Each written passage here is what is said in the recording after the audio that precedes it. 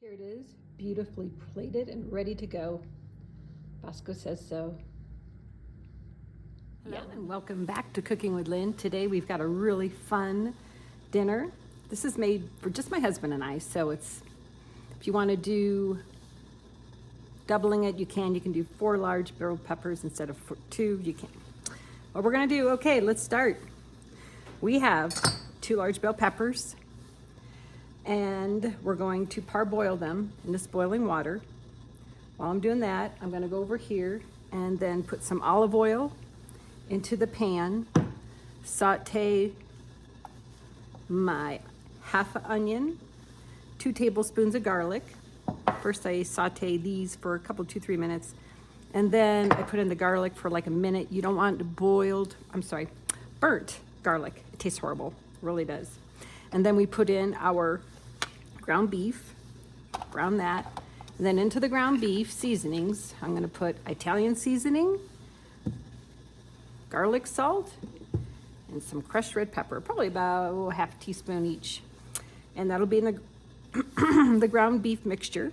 And then after I parboil these, I'm gonna set them out, let them drain. And also the tops here, I'm gonna put this in the hamburger mixture because waste not, want not. I mean, that's a lot of pepper you can be using into the mix. So I'm gonna cut this up.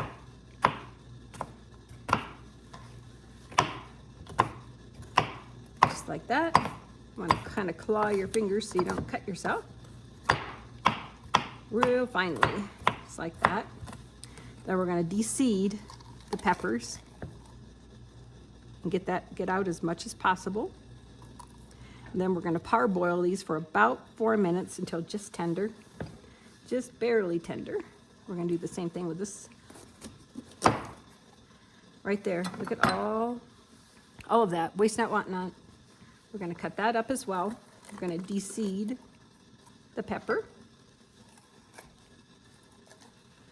Get all the seeds out of there. Okay, just like that. And now we are going to put them into the boiling water over here. Cover them up. Alexa, start a timer for 4 minutes. We're gonna let them boil. Cut this up, cut most of this up. And then let's go over to the other side and start cooking up the onion. Very tops of the peppers, and we will go from there. Oh, and the other part we're gonna do is mix up all of our cheeses. We have basically a cup of mozzarella cheese. We have a half a cup of, the name just left me, it's ricotta cheese. And then we have a 1/4 cup of Parmesan cheese. We're gonna mix all those together. And then we're gonna mix together, of course, we're gonna be cooking all of the meat sauce, which is the marinara, garlic, onion, ground beef, and these leftover little pieces. And then we're gonna layer them inside of the peppers. Doesn't that sound delish? Okay, we are back. Saute peppers, onions. We're gonna cook that until they are just translucent, so about 2-3 minutes. Okay, here we go. Now we're gonna put in our garlic, minced garlic. Let that cook for about a minute till fragrant.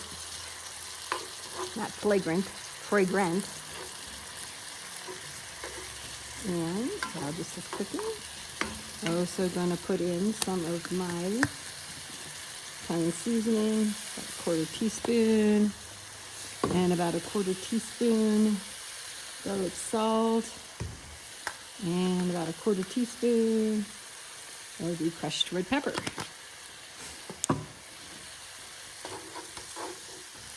I know, but you love my bulk buys. I cook so much because it's so much cheaper just to buy, not that it's really cheap to buy groceries anymore. but it's a lot cheaper to cook and be at home with your family rather than ordering out. Okay. Okay, now we are ready to put the beef in. Looks and smells so good. You can also use chicken, turkey, if you want, in place of the hamburger, or if you're vegan, you can also just do some of the vegan meat they have nowadays, or whatever substitute you would use for that of vegan meat, and just use all the vegetables, your sauce, and use your vegan cheeses. There's a lot out there nowadays. When I was making that vegan lasagna, I discovered just how much vegan is really out there. I mean, it's a thing. There's a lot of people, but they can substitute. They can watch these recipes and totally do that on their own. Okay, let's get this nice and browned. Once it's browned, then we're going to add our marinara sauce. Okay, so it's just about done. So I'm going to now put in my marinara sauce. It can cook out the rest of the way in the oven. I have it in. It's 375. So I'm going to mix all of this up. Oh, it smells so good. This is actually really fast. By the time while you're parboiling your peppers, you can get this going and then preheat your oven and then stuff your peppers and bam, you're done. So now I'm going to go over there and start mixing my cheeses together, and we're at the point where we can start stuffing the peppers. I did take my peppers out and they're draining over there on the cutting board with a piece of paper towel. So that is already done. And now we're ready to stuff the peppers. We are back. Now I want to show you a quick tip on getting rid of grease. You let that kind of sit like that. The grease will come down and you can wipe it off, take it out with a paper towel, just like that. And then you put it in the trash and you don't worry about, because you do not want to put grease, and I'm sure a lot of you already know, there's only going to be that one person I teach, that grease does not go down a drain because it will clog your drain and cause you a lot of money. So you don't want to do that. Let's get most of that grease out, just like that. Perfect. Set that aside. Now we're going to mix together the ricotta cheese.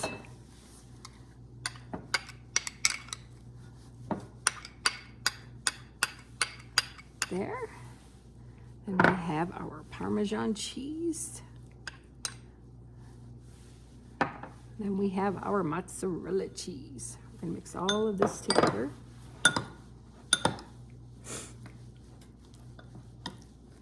Just like this. And if you want to spritz this up with a little bit of Italian seasoning, you can, or parsley or anything like that. It's whatever you decide. Now, let's move this over. Let's get ready to prepare here. Okay, we are going to start out with some meat sauce on the bottom, each one, like that. Squish it into the corners so that you know, evenly distributed. Need a little bit more. And now for the cheese mixture. Do some of that. Do like a spoonful in each. Like I said, you can flavor this if you wish. I just had a lot of spices in the other.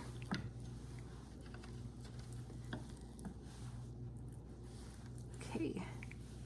Now we're gonna put in more meat. Definitely put in all the cracks and crannies like that. More. Leave a little room. Looks like I got leftover, so 9 ounces is maybe a little much. That's okay. I'll just use that for burrito mixings tomorrow.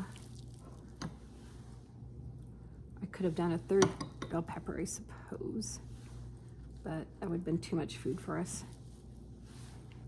You'll like to not eat too many leftovers. I still got a lot of that leftover meatball chili, which I had to freeze. It was only 2 people. It's super difficult to have a cooking show. Okay, now we're gonna top it off with mozzarella cheese. That might be nice and bubbly and wonderful when it cooks. I always like to use parchment paper just because the cleanup is so much easier. Are you going to cooperate? Yes, you are. You want them definitely straight up. A little extra cheese. I like gooey cheese. All right, let's bake these up. I loosely tent these with tin foil for about 30 minutes, and then I'm gonna set another timer, and I'm gonna cook it 10 minutes without the tin foil at 375. Low, and while that bakes in the oven for 30 minutes, I'm going to make some refried rice as a side. It's really easy. A lot of times you can just make sides from out of your refrigerator. That's what I'm doing today. Whoops, I'm gonna put some of that in. And I'm gonna do, I should have did the onions and peppers first, but that's okay. It'll be just fine. Had some leftover onions, had some leftover peppers, leftover rice. Saute these together, break up the rice here.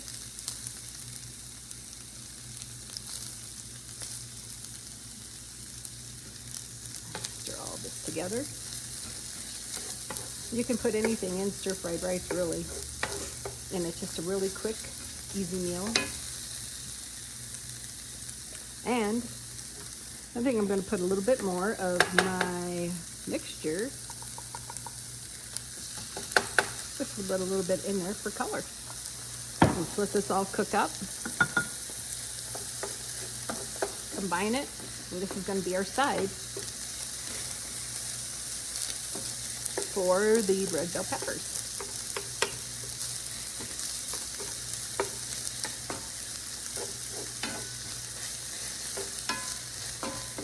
Pretty well cooked up. Now I'm going to mix all of this together. It just depends on whatever you have. You can't really go wrong.